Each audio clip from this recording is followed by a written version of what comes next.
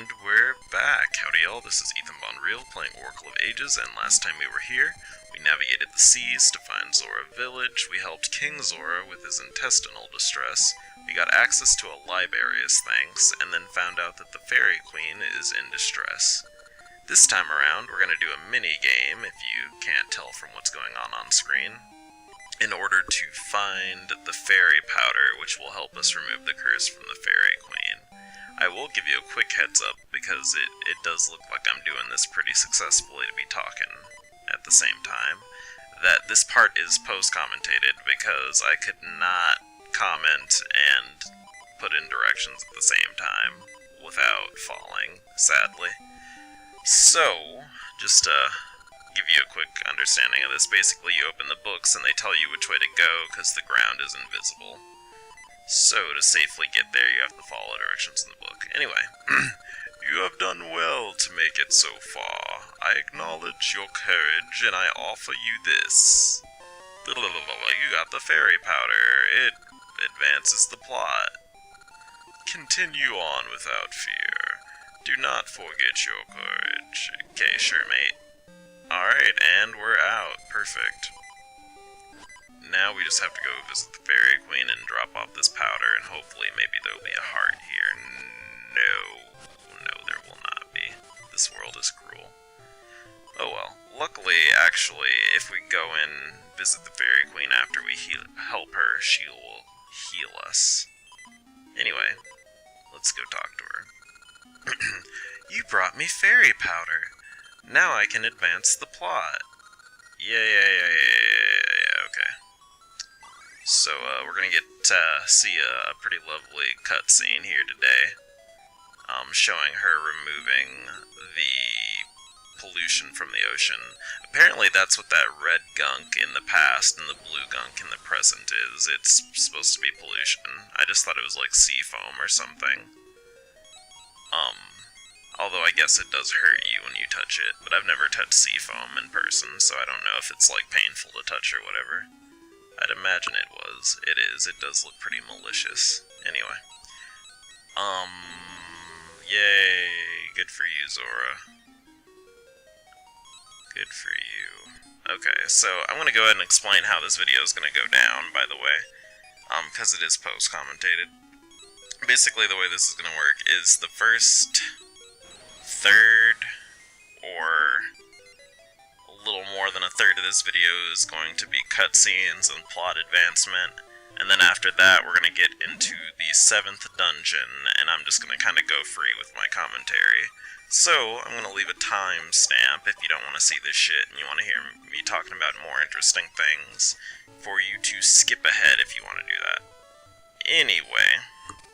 Oh, and I'll put that in the video description, and I'll have, like, a annotation thing you can click that'll move time. Anyway, now we gotta swim back to Zora Village, and tell King Zora that we solved his other problem, and hopefully he'll help us out again. Alright. Man, Link looks so adorable with his little Zora tail. Anyway, seas, I must thank you once more. Yeah, you want to enter Jabu-Jabu, do as you please, but Jabu-Jabu's underage. Okay, we can't go in that fish, we gotta wait till it's older. Alright. So, we need to go back to the present and find out if we can get inside of that giant fish, aka Jabu-Jabu. Because right now he's too young to get turned up and be a dungeon. It's just too... There's an age limit for that. But now that we're in the present, Jabu-Jabu is old enough to officially be a dungeon, and now we just need to visit King Zora to get permission to go inside. But first, let me go ahead and grab these rupees. There we go, you got 200 rupees. Smiley face. I'm kind of... You know, when I read the strategy guide for this game when I was younger, I actually thought Zora Village would be bigger, because I think I've mentioned this before, I actually got the strategy guide for this game, and it was like one of the only strategy guides I ever got, because they're fucking expensive as shit. Or at least they used to be. I guess the internet kinda murdered them out of existence. So now we get to enter the dungeon, and I was right, this is about almost exactly a third of the video. So, we're in the 7th dungeon, Jabu-Jabu's Belly. Alright, so I'm also going to spoil this for you a little bit. I flat out get lost in this video because, again, this is a blind Let's Play, which means I have not played it before. I do practice a little bit, but I have only gotten into, like, the 3rd or 4th room while practicing. And so this is me finding out what to do completely by myself, almost.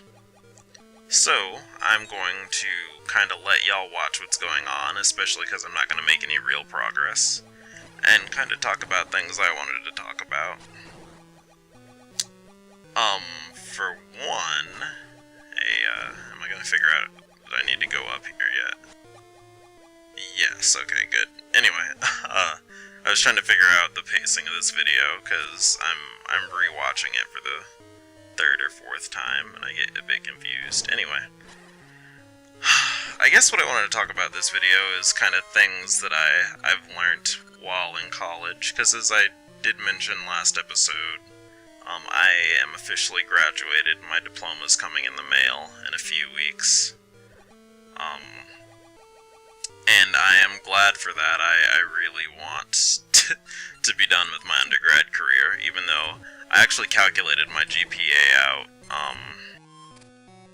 or rather, the last 60 hours, my GPA for the last 60 hours of college, and it's about 2.9, but my full GPA is 3.15, and that's solely because I got like 3 or 4 Ds in my period that I talked about a while ago where I was really depressed. Am I gonna figure out what to do in here? No. Yes, okay, I figured it out. Okay, anyway. Sorry, I'm a little bit distracted because I'm kind of watching myself in awe, seeing how bad I am at this game. But anyway. I'm just glad to be done, even though I'm going right back. I'm applying to 2 different programs. I actually know I'm not going to get into one of them, in part because I know my GPA is too low to even be considered. But I'm going to apply anyway, because I'm applying multiple programs at once, and I figure there's a minor chance I might get lucky and be able to get in. Very, very minor, but YOLO. But I guess what I really learned in college, honestly, is like, for one, I guess I learned a lot of new vocabulary, but honestly, I didn't really learn, outside of the stuff that I learned for, like, statistics and stuff, I didn't really learn that much stuff that I didn't know or have some kind of inkling of. I really just learned how to, like, I guess use more official vocabulary for a lot of things, I guess. Although I think also part of it's because I am in a social science where, like, some stuff is intuitive and other stuff, like, if you kind of look for it on the internet, you can get a grasp of it pretty easily. It's not like, I guess, math or, like, a hard science where it's completely, well, I guess math is an alien concept. Anyway, the stuff I guess I really value from college is, like, the interpersonal stuff that I learned. You know, when I started college, I was actually feeling really good about myself, and I felt pretty comfortable in my skin, and I felt like I could do things. But what I kind of learned, and this isn't necessarily a bad thing or me moaning, is that I don't necessarily belong everywhere. I learned that just liking myself isn't going to stop people from wanting to hurt me physically or emotionally. And it's also not going to erase my past either. That's something else I learned.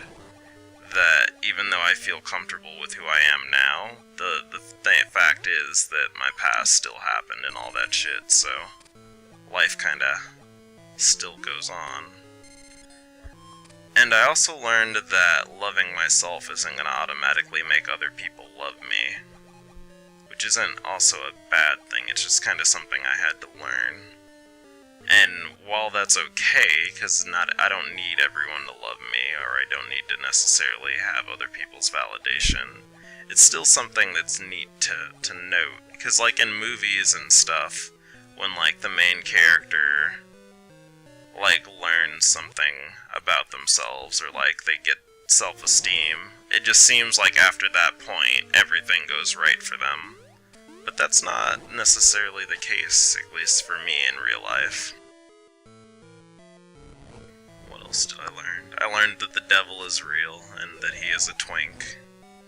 That God is smoking a bowl and having an XD, watching us flop around like Magikarp, waiting until we get enough experience to do things right. And, you know, life goes on, but I guess those are the kind of things I learned. I learned that no one's good about talking about their own emotions.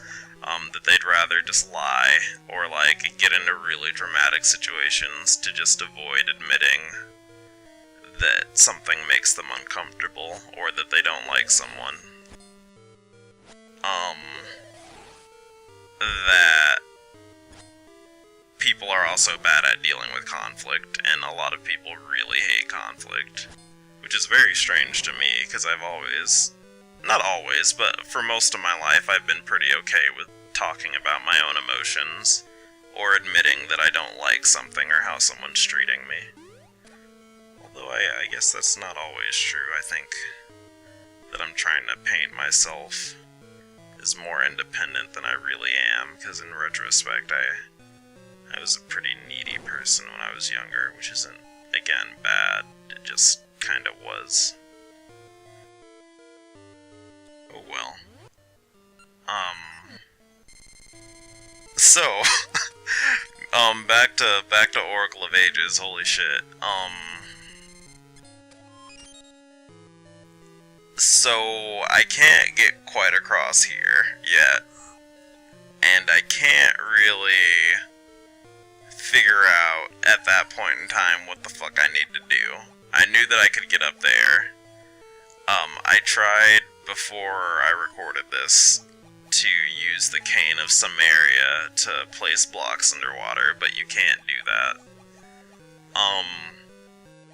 And I tried off-screen to dick around with this, and it turns out that you just can't do that yet. And what I remembered from the guidebook is that you actually get an item that lets you solve a lot of these puzzles. So what I'm assuming is that I actually can't do some of the stuff that's going on underwater, so I need to figure out some way to get a key. Especially because there are all these treasure chests here. So that's really what I started cluing in on here, is that I gotta find some way to get a chest out of one of these rooms so that I can get the dungeon item to clear all these puzzles that are underwater. And this is where I clue in. So what we need to do is basically get these, like, diamond... What do you call a three-dimensional trapezoid, or whatever the fuck these things are? Diamonds? Some shit. We need to figure out how to get those in front of all of the statues, which luckily didn't take me that much time. I almost forgot that we can actually swim over these holes that are to the top right. But luckily I remembered at a convenient time before dragging out the video too long. And now we're going to be rewarded with a key, which is going to let us go upstairs. So anyway, I'm going to go ahead and end the video now and have the next part ready pretty soon. Sorry it took me so long to record the commentary for this. We just need to head upstairs. And I guess I'll catch y'all later. I'll be ready to see the new video soon. Bye. Thanks for watching.